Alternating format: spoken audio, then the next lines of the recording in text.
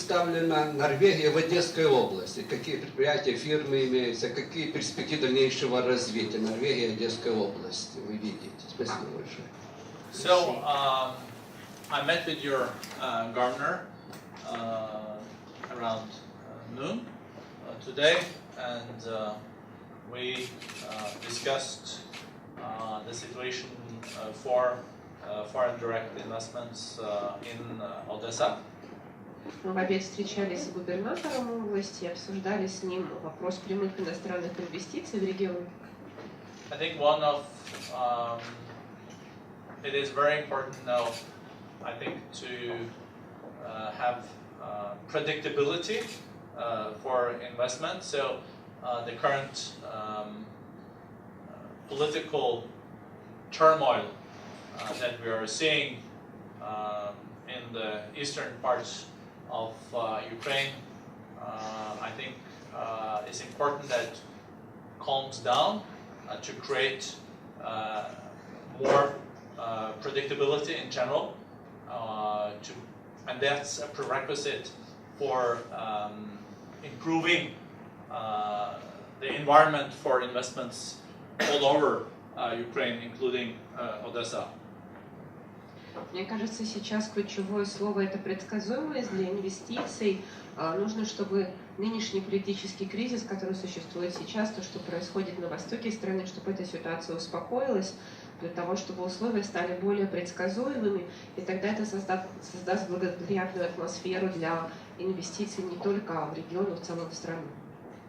Артур Яцевич, господин министр, в самом начале вы сказали, что одним из ключевых аспектов поддержки со стороны Норвегии будет борьба с коррупцией. Расскажите, пожалуйста, сегодня мы сталкиваемся с ситуацией, когда большинство чиновников, находящихся у власти, связаны либо с предыдущим режимом, либо с коррупционными скандалами. Как Норвегия может помочь Украине в этой ситуации? Спасибо. So what I've told the leaders of your country is that we are happy to support programs and initiatives in your government that will more easily disclose this kind of unacceptable ways of dealing with business. Как я говорила на встрече с лидерами вашей страны, мы с радостью поддерживаем те программы и инициативы, выдвинутые вашим правительством, которые помогут эффективно вскрывать все эти неприемлемые схемы. I think there needs also to be a strengthening of the independence of the judicial sector and the court. When I spoke to the presidential candidates yesterday, I also made it clear, I think one real obstacle for increasing growth and prosperity in this country is that the level of corruption has become so high that it is really hampering economic growth. It's so serious that it really needs, and that is like cancer, so it really needs to be fought very hard, very decisively, and I hope that the future leader of Ukraine will take this very head-on.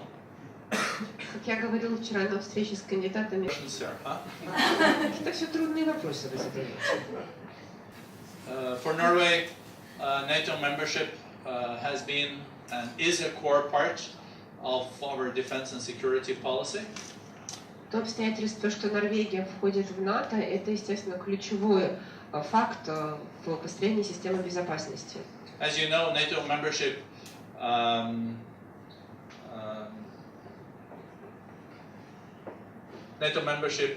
entails that an attack on one NATO member is an attack on another NATO member. That's Article 5, and I think that has also been a very important part of peace in Europe, and this NATO solidarity is core.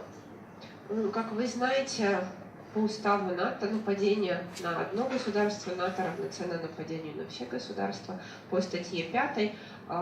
И мне кажется, что вот это обстоятельство, оно сыграло очень важную роль в сохранения мира в Европе до сих пор. For Ukraine, I know that there is an important partnership between NATO and Ukraine, and this partnership will, of course, continue. По Украине я знаю, что между Украиной и НАТО есть сотрудничество, как я понимаю, оно будет продолжаться. I think in the current situation for Ukraine, there is also an agreement. There is only a political solution to the situation in Ukraine, where one has to find a way of reducing the tension. По Украине, мне кажется, что сейчас есть такое соглашение о том, что должно быть найдено только политическое решение, политический выход из ситуации, то есть найти возможность снизить напряжение политическим путем. But of course, it is the right of a sovereign state to defend itself, and that's why we also have been concerned about a Russian intervention into eastern parts of Ukraine. Естественно, это право суверенного государства защищать свою территорию и свои границы, поэтому ситуация на востоке Украины с возможностью вторжения России, она нас очень сильно беспокоит. But I think during the last weeks, it looks less likely, and that's positive. Мне кажется, что за последние недели стало понятно, что это вторжение менее вероятно, это безусловно позитив. And there is the fact that there are 140,000 soldiers also that are Ukrainian. И есть еще то обстоятельство, что есть 140 тысяч солдат, которые украинцы. And I don't think if we had seen the same kind of policies in the eastern parts of Ukraine as we saw in Crimea, I think also Mr. Putin and the Kremlin is aware of that would not be the same situation as you saw on Crimea, where Ukrainian soldiers were singing the national anthem and left the naval bases.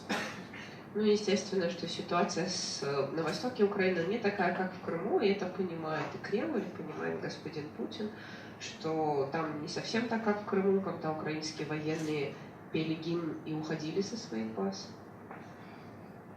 Next question. Я знаю, что